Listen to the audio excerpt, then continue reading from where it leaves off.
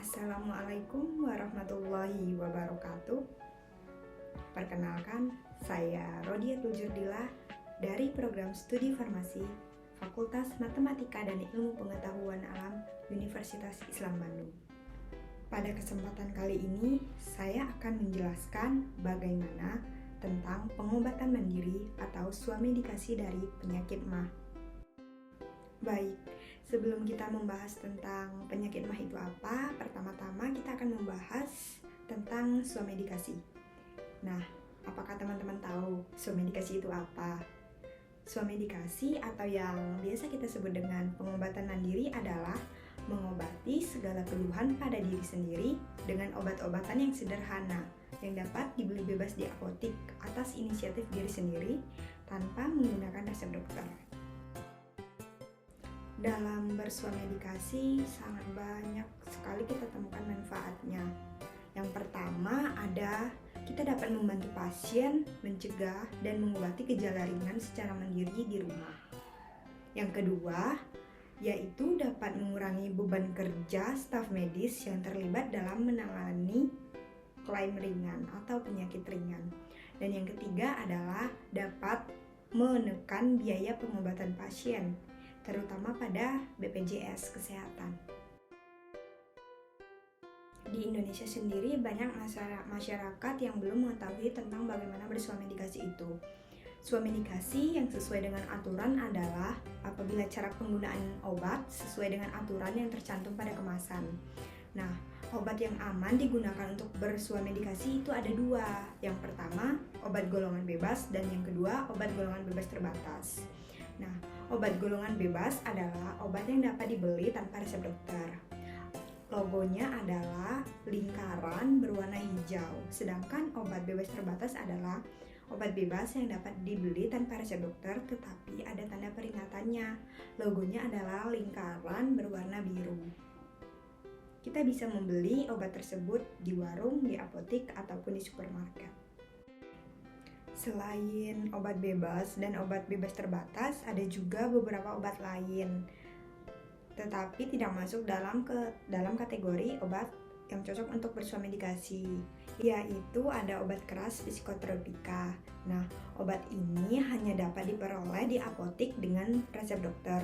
Obat ini juga berbahaya jika digunakan tidak sesuai dengan aturan. Lambang dari obat keras psikotropika ini yaitu lingkaran berwarna merah dan terdapat huruf K. Selanjutnya ada obat narkotika. Obat ini hanya dapat diperoleh di apotik dengan resep dokter. Penggunaannya juga dapat diawasi oleh pemerintah.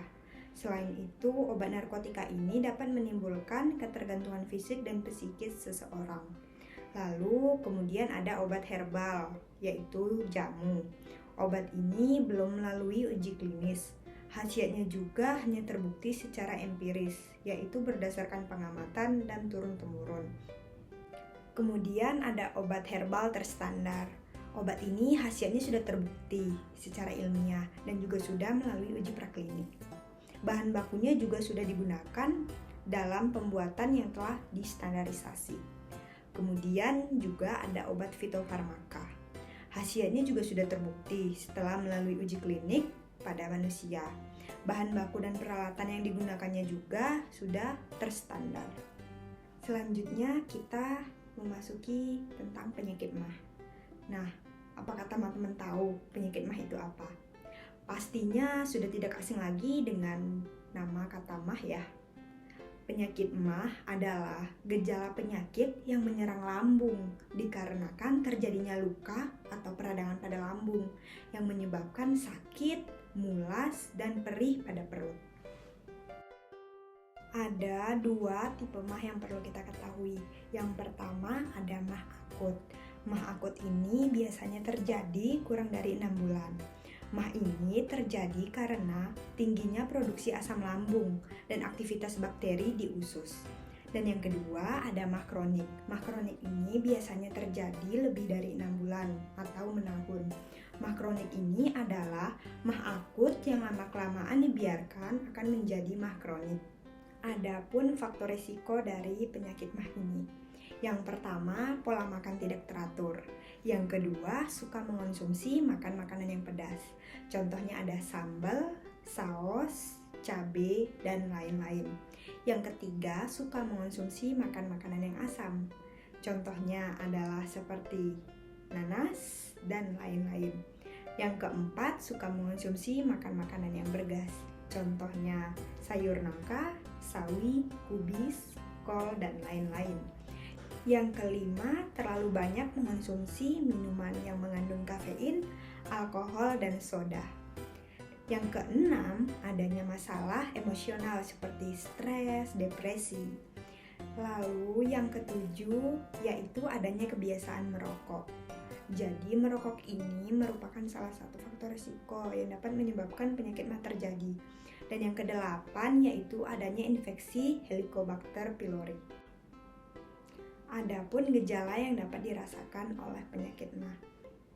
Yang pertama, rasa perih dan kembung pada ulu hati kita. Yang kedua, nafsu makannya berkurang. Jadi kita nggak selera makan. Yang ketiga, perut terasa penuh atau kembung. Kemudian ada muntah dan mual. Kepala terasa pusing. Kemudian ada tekanan darahnya juga menurun, berat badannya menurun, dan kita menjadi berkeringat dingin. Adapun pencegahan yang dapat kita lakukan agar penyakit mah tidak terjadi. Yang pertama dan yang paling utama yaitu makan harus teratur dan tepat waktu. Yang kedua, makan dengan porsi kecil namun sering. Yang ketiga, makan makanan yang agak lunak. Jangan makan makanan yang keras. Yang keempat, menghindari minum-minuman alkohol dan yang berkafein seperti kopi dan teh. Yang kelima, menghindari makan makanan yang merangsang lambung seperti makanan yang pedas, asam, dan bergas. Selanjutnya, yang keenam ada sering mengonsumsi atau minum air putih. Yang ketujuh, istirahat yang cukup. Yang kedelapan, mengurangi stres dan pikiran. Dan yang kesembilan, yang terakhir yaitu minum obat mah bila dirasa mah kita kambuh. Jika mah kita tidak dapat ditangani, ini akan sangat berbahaya. Nah, bahayanya yaitu yang pertama, pendarahan pada saluran pencernaan atas. Yang kedua, luka pada dinding-dinding lambung. Yang ketiga, kebocoran pada dinding lambung. Yang keempat, gangguan penyerapan makanan. Dan yang kelima yang paling bahaya yaitu bisa terjadi kanker lambung. Dan ini sangat berbahaya jika mah kita tidak segera ditangani. Jika mah kita sudah kambuh, adapun pengobatan yang dapat kita lakukan. Nah, ada beberapa obat yang dapat digunakan untuk mengatasi sakit mah. Di sini saya mengambil contoh yaitu yang pertama ada obat antasida. Obat ini adalah obat untuk meredakan gejala akibat sakit mah atau sakit pada lambung. Obat antasida ini tersedia dalam dua bentuk, yaitu bentuk tablet kunyah dan bentuk suspensi. Tetapi yang paling efektif digunakan yaitu dalam bentuk suspensi. Antasida ini bekerja dengan cara menetralisir asam lambung. Obat antasida ini tidak disarankan untuk digunakan secara terus-menerus. Obat ini digunakan pada perut kosong. Jadi kita mengonsumsinya 1 jam sebelum makan atau 2 jam setelah makan.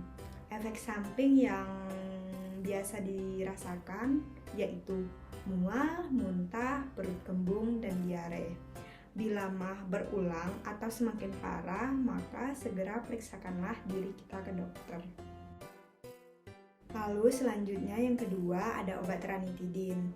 Nah, pasti sudah tidak asing lagi kan dengan obat ranitidin. Obat ini adalah obat yang dapat digunakan untuk mengobati gejala atau penyakit yang berkaitan dengan lambung kita. Ranitidin ini termasuk ke dalam golongan obat H2 blocker. Kemudian, produksi asam lambung yang berlebihan dapat memicu iritasi serta peradangan pada dinding lambung dan saluran pencernaan kita. Hal inilah yang dapat menyebabkan berbagai gejala seperti rasa panas pada ulu hati kita dan pada tenggorokan, serta mual dan perut kembung. Ranitidin bekerja dengan cara menghambat produksi asam lambung yang berlebih, sehingga gejala tersebut dapat mereda. Kemudian adapun efek samping yang dapat dirasakan sama seperti obat antasida tadi, yaitu ada mual, muntah, perut kembung, dan diare. Selain menggunakan obat-obatan kimia, kita juga dapat menggunakan obat-obatan tradisional untuk mengatasi penyakit MAH. Salah satunya yaitu ada kunyit. Kunyit merupakan salah satu tanaman obat yang banyak memiliki manfaat dan juga banyak digunakan untuk bumbu dapur. Cara penggunaan dari kunyit ini yaitu 1 buah kunyit yang besar atau 3 buah kunyit yang kecil dicuci, kemudian dikupas dan diparut, lalu diperas dan diambil sarinya. Kemudian airnya diminum pada pagi dan sore hari. Nah, yang kedua ada daun salam. Daun salam ini yang diambil daun salam yang segar sebanyak kurang lebih 15-20 lembar. Kemudian dicuci bersih, lalu direbus dengan setengah liter air sampai mendidih kurang lebih selama 15 menit. Kemudian ditambahkan gula aren atau gula merah secukupnya. Lalu setelah dingin, airnya diminum sebagai teh. Nah, lakukanlah penggunaan ini setiap hari sampai rasa perih di perut kita mereda atau hilang. Cukup sekian yang dapat saya sampaikan. Semoga dapat bermanfaat untuk kita semua dan semoga kita dalam keadaan sehat walafiat. Sekian yang dapat saya sampaikan. Mohon maaf apabila ada kesalahan. Assalamualaikum warahmatullahi wabarakatuh.